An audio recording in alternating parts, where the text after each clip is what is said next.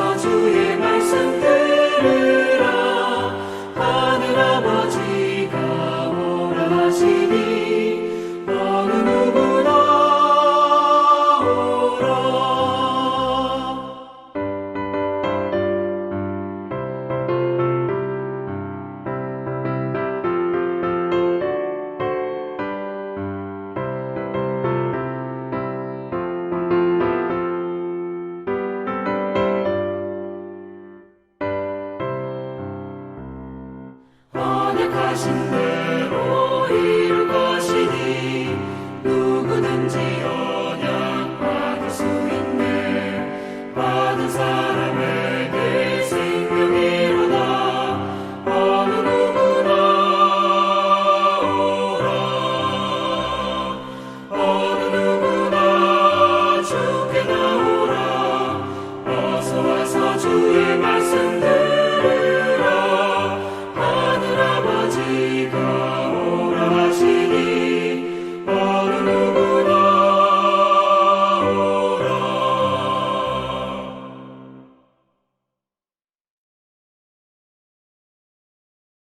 사도신경으로 신앙 고백하시겠습니다.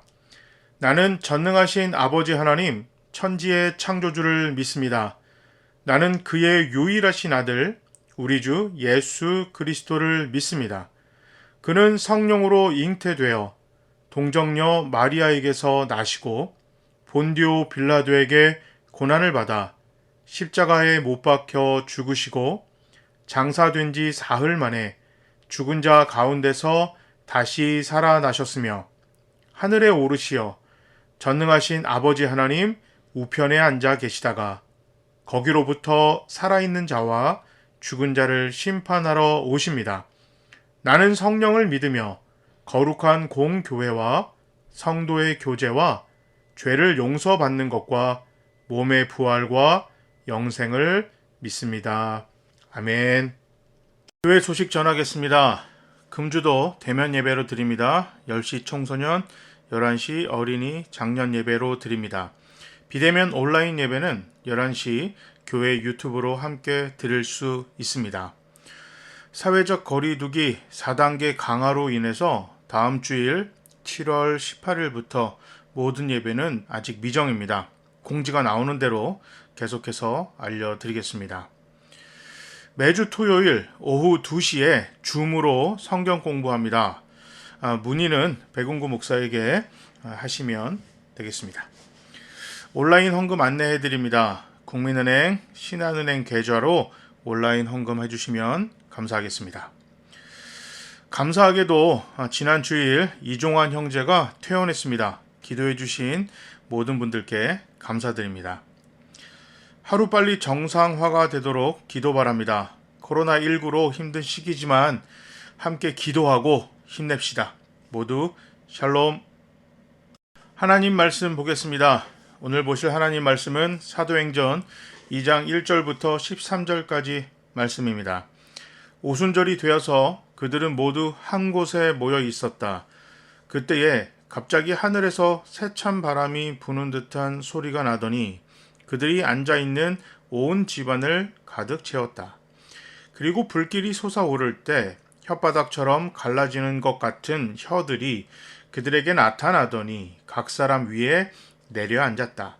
그들은 모두 성령으로 충만하게 되어서 성령이 시키는 대로 각각 방언으로 말하기 시작하였다. 예루살렘에는 경건한 유대 사람이 세계 각국에 와서 살고 있었다. 그런데 이런 말소리가 나니 많은 사람이 모여와서 각각 자기네 지방말로 제자들이 말하는 것을 듣고서 어리둥절하였다. 그들은 놀라 신기하게 여기면서 말하였다. 보시오, 말하고 있는 이 사람들은 모두 갈릴리 사람 아니요. 그런데 우리 모두가 저마다 태어난 지방의 말로 듣고 있으니 어찌 된 일이요. 우리는 바데 사람과 메데 사람과 엘람 사람이고 메소포타미아와 유대와 갑바도기아와 본도와 아시아와 부르기아와 밤빌리아와 이집트와 구레네 근처 리비아의 여러 지역에 사는 사람이고 또 나그네로 머물고 있는 로마 사람과 유대 사람과 유대교에 개종한 사람과 크레타 사람과 아라비아 사람인데 우리는 저들이 하나님의 큰 일들을 방언으로 말하는 것을 듣고 있어. 사람들은 모두 놀라 어쩔 줄 몰라서 이게 도대체 어찌된 일이요 하면서 서로 말하였다. 그런데 더러는 조롱하면서 그들이 새 술에 취하였다 하고 말하는 사람도 있었다. 아멘. 구약 시대에는 하나님께서 특별한 사역을 감당하는 소수의 사람들에게 하나님의 영을 부어 주셨습니다. 선지자, 제사장, 사사, 왕과 같은 사람들입니다. 그런데 어느 날 하나님은 구약 시대 활동했던 선지자 요엘의 입술을 통해서 모든 백성들에게 주님의 영을 부어 주시겠다고 약속하셨습니다. 요엘서 2장 28절부터 29절입니다. 그런 다음에 내가 모든 사람에게 나의 영을 부어주겠다. 너희의 아들, 딸은 예언을 하고 노인들은 꿈을 꾸고 젊은이들은 환상을 볼 것이다. 그때가 되면 종들에게까지도 남녀를 가리지 않고 나의 영을 부어주겠다. 아멘. 하나님은 나이, 성별, 신분을 뛰어넘어 모든 사람들에게 주의 영을 부어주시겠다고 말씀하셨습니다. 소수의 사람들에게만 부어지던 하나님의 영이 이제는 모든 백성들에게 부어진다는 것입니다. 모든 주님의 백성들이 예언자, 선지자, 제사장이 되어 살아갈 수 있는 새로운 시대가 열렸습니다. 약 120명이 함께 모여 예수님의 말씀대로 예루살렘에 남아 약속하신 성령이 오실 때까지 기도에 전념했습니다. 그리고 예수님께서 말씀하신 대로 하나님께서 요엘 선지자를 통해 약속하신 대로 성령이 오셨습니다. 오늘 본문 1절 말씀을 보니 성령 강림 사건의 시간적 배경은 오순절입니다. 오순절은 이스라엘의 3대 절기에 들어가는 큰 명절입니다. 이스라엘의 3대 절기는 유월절, 오순절, 초막절입니다. 여기서 말하는 오수는 숫자 50입니다. 오순절 날짜를 계산하는 방법은 이스라엘 백성들이 유월절 후에 갖는 첫 번째 안식일 다음 날을 기준으로 7주를 계산합니다. 그 7주 후 바로 다음 날, 즉 50일째가 되는 날이 오순절입니다. 주를 7 보내고 오는 절기라고 오순절을 77절이라고 부르기도 합니다. 오순절을 기준으로 보면 유월절은 오순절에서 50일 전에 있고 장막절은 대략 4달 정도 후에 있습니다. 오순절은 보리 수확이 다 끝난 시기라서 맥추절이라고도 불렀어요. 그래서 오순절은 77절, 맥추절 이렇게 부르기도 했습니다. 외국에 사는 유대인들의 경우 6월절부터 오순절까지 약 한 달 반 정도 머물기도 했습니다. 바로 이 오순절 기간 드디어 성령님이 임재하십니다. 2절에서 누가는 성령의 임재가 귀와 눈으로 확인되는 매우 분명하고 확실한 증거임을 강조하고 있습니다. 기도하는 가운데 환상이나 꿈에서 이루어진 것이 아니라 약 120명의 무리들 모두가 다 보고 들을 수 있도록 임하셨습니다. 성령님께서 불의 형태로 임재하셨는데요. 꼭 성령의 임재가 불의 형태를 띠는 것은 아닙니다. 구약 성경에서부터 불이 하나님의 임재를 상징했기 때문에 하나님의 임재가 함께 한다는 사실을 상징적으로 보여주시기 위해서 성령님이 불로 오셨습니다. 4절 말씀을 보면 다락방에 있는 모든 사람들이 하나님의 영이신 성령을 받았습니다. 구약시대 요엘 선지자를 통해서 주신 약속처럼 예수 그리스도를 믿는 모든 사람에게 차별 없이 하나님의 영이 임하셨습니다. 성령의 충만함을 받은 무리들은 각각 방언으로 말하기를 시작했습니다. 여기서 사용된 방언이란 말은 한 지역의 언어입니다. 외국어입니다. 약 120명의 무리들이 외국어를 말하기 시작했습니다. 유월절과 오순절을 지내기 위해 각기 다른 지역과 나라에 흩어져 살아가던 유대인들이 지금 예루살렘에 머물고 있습니다. 그런데 갑자기 120명가량 되는 사람들이 자기가 사는 지역의 언어로 복음을 전하기 시작했습니다. 이거 상상하기 힘든 일입니다. 간혹 다른 나라 말로 방언 기도를 하시는 분들이 계세요. 저도 일본어와 영어로 방언 기도를 하시는 분들을 봤습니다. 일본어는 그런데 제가 몰라서 평가하기 그렇지만 영어는 정말 유창하게 기도하는 분을 보았습니다. 신기하게도 그분은 영어를 잘 못하십니다. 그래서 제가 영어로 기도한다고 말씀드렸더니 깜짝 놀라셨습니다. 자신은 전혀 모르고 있었습니다. 그런데 시간이 지나 그분의 소식을 들었는데 필리핀으로 선교 가서 현지인들을 교육하는 선교사가 되셨다는 이야기를 들었습니다. 누가는 9절부터 11절에 실제로 그 당시에 다양한 지역에 살던 사람들이 예루살렘에 있었고 성령 임재를 받은 사람들이 그 지역의 언어로 복음을 전했다고 상세하게 전하고 있습니다.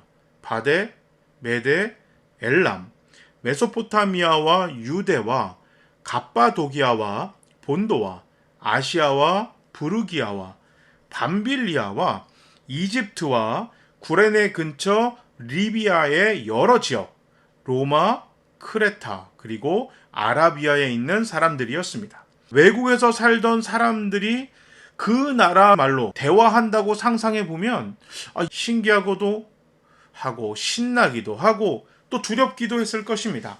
그런데 이것은 120명만이 아니라 지금 이 상황을 보고 듣고 이야기하는 다른 사람들도 그랬습니다. 그래서 12절에 누가는 그들이 모두 놀라 어쩔 줄 몰랐다 이렇게 기술합니다. 상식을 벗어난 일이기 때문입니다. 그리고 13절에 어떤 사람들은 새 술에 취해서 이런 일이 일어났다고 이야기합니다. 그런데 술에 취하면 외국어를 유창하게 하는지 궁금합니다. 술에 취하면 횡설수설하기는 합니다만 외국어를 하는 건 아니거든요.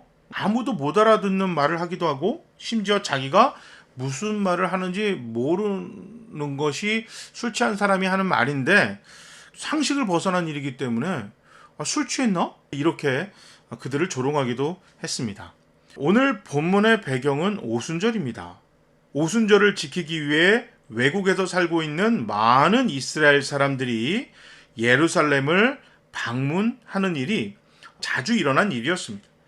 외국에 사는 이스라엘 사람들을 분산하다, 흩어지다 라는 뜻을 가진 헬라어 디아스포라 이렇게 부르기도 합니다. 유대인 디아스포라의 기원을 유다 왕국의 패망으로 인한 바벨론 포로 시기 주전 586년으로 많은 학자들이 보기도 합니다. 그러나 디아스포라의 진정한 역사는 고레스 칙 BC 주전 539년인데요. 그것으로 보는 것이 적합하다고 생각합니다.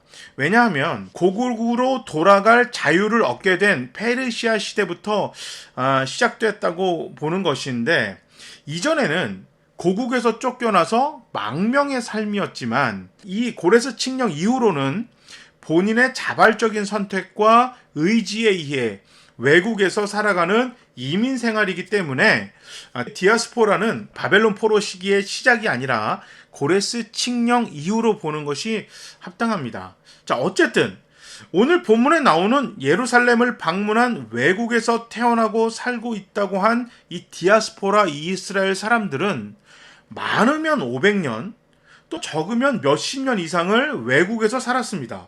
그렇다면 그들은 대부분 이스라엘 말보다는 오늘 본문에서 이야기하던 그들이 태어난 지역의 말, 그것이 그들의 모국어입니다.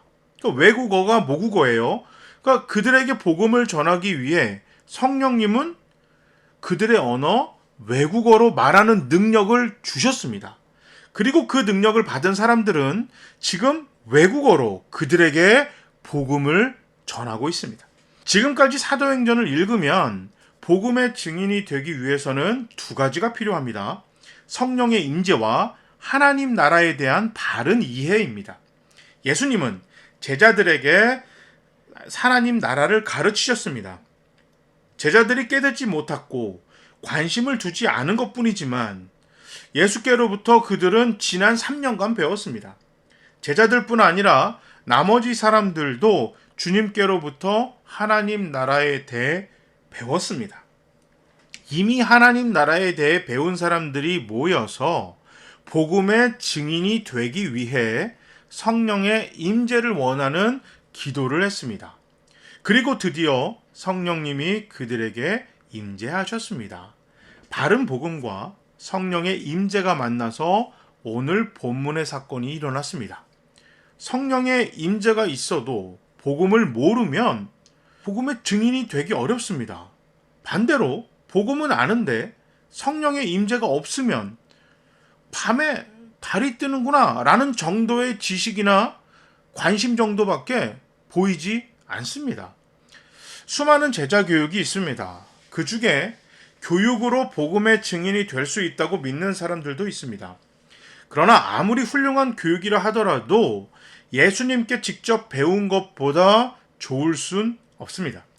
성령의 임재가 없었을 땐 제자들은 배우기만 했습니다. 알기만 했습니다. 변화 없이 폰만 잡고 있었습니다.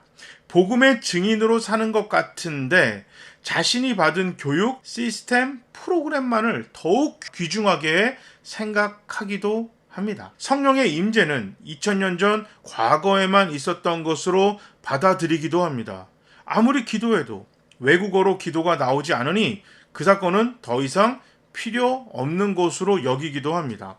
성령의 임재는 외국어로 말하는 능력을 주는 것이 아니라 복음의 증인이 되는 것임을 전혀 고려하지 않습니다.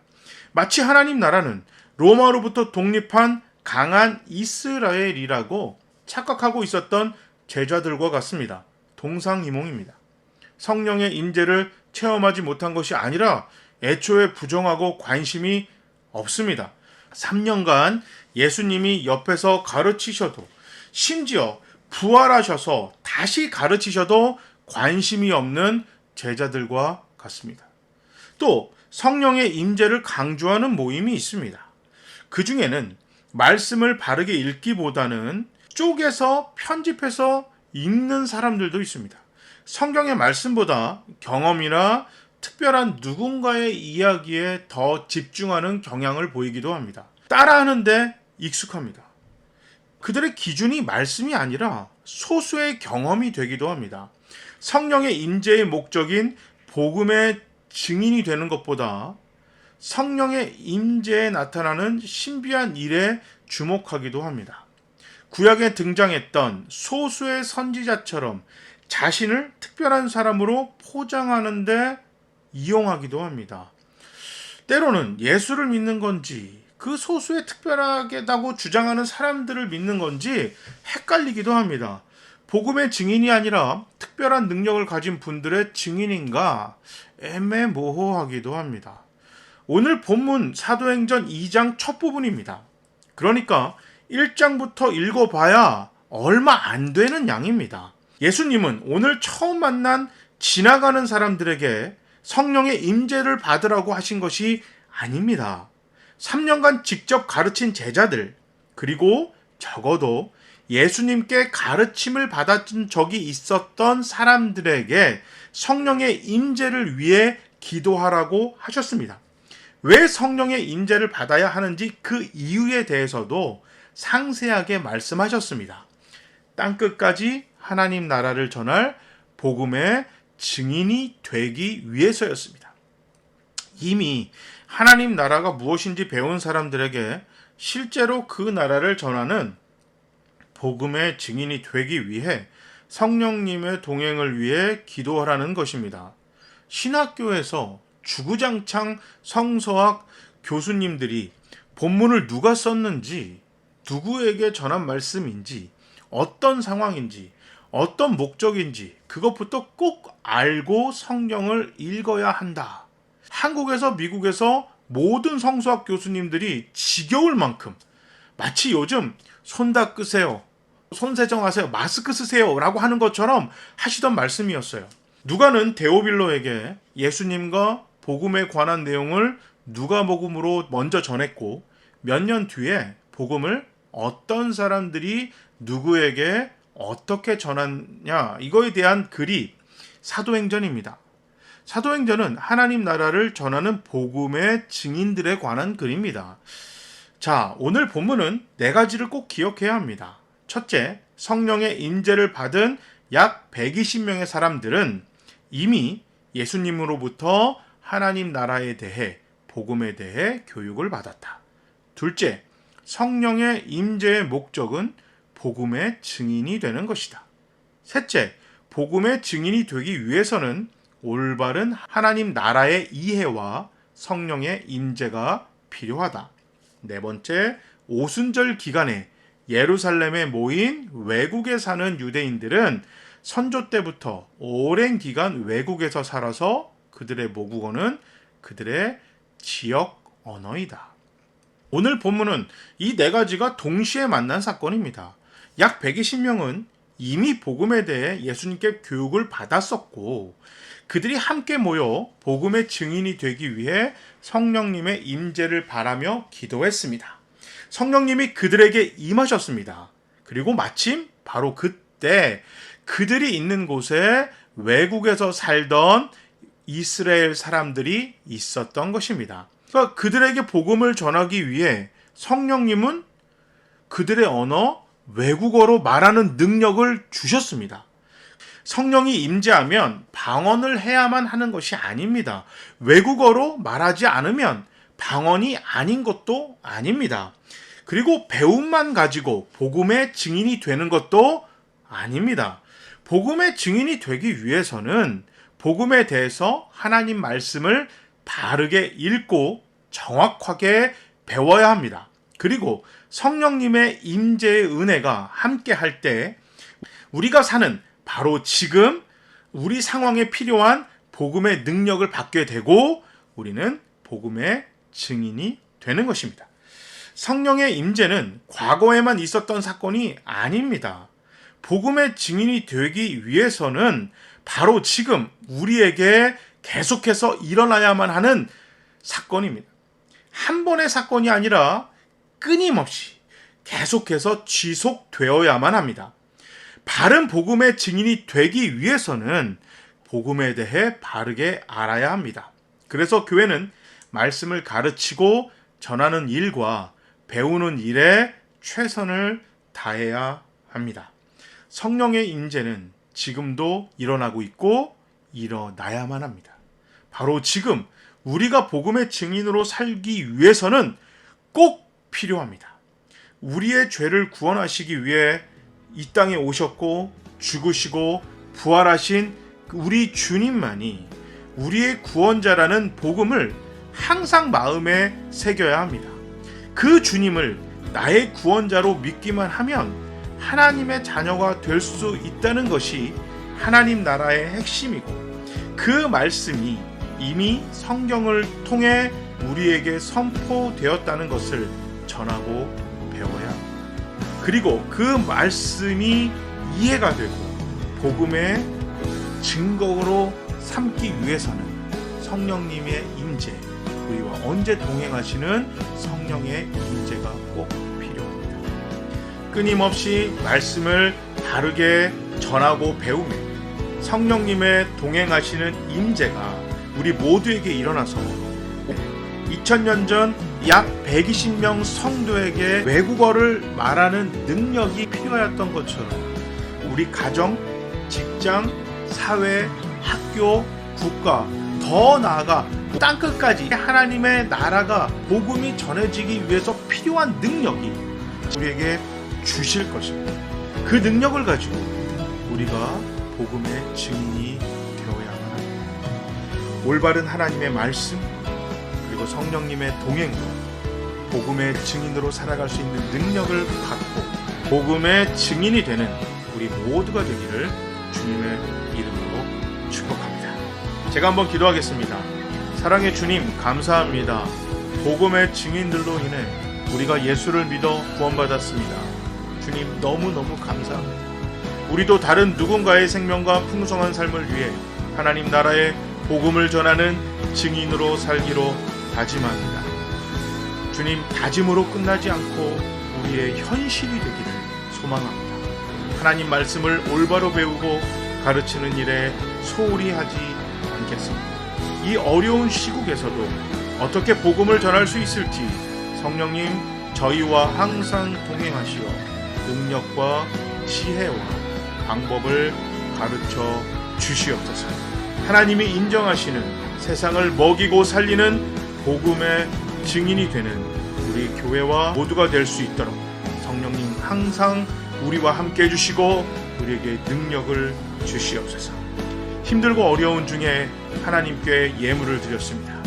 경제적 어려움 속에서도 헌금을 한 당신의 자녀들을 축복해 주시옵소서.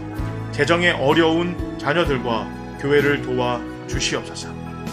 참 귀한 헌금입니다.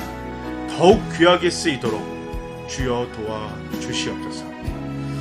현재 이 고통스러운 어려운 상황이 하루속히 끝나게 하시고 모든 힘들고 어려움 속에 있는 당신의 자녀들과 교회를 도와주시고 주님의 위로와 축복을 넘치게 내려 주시옵소서.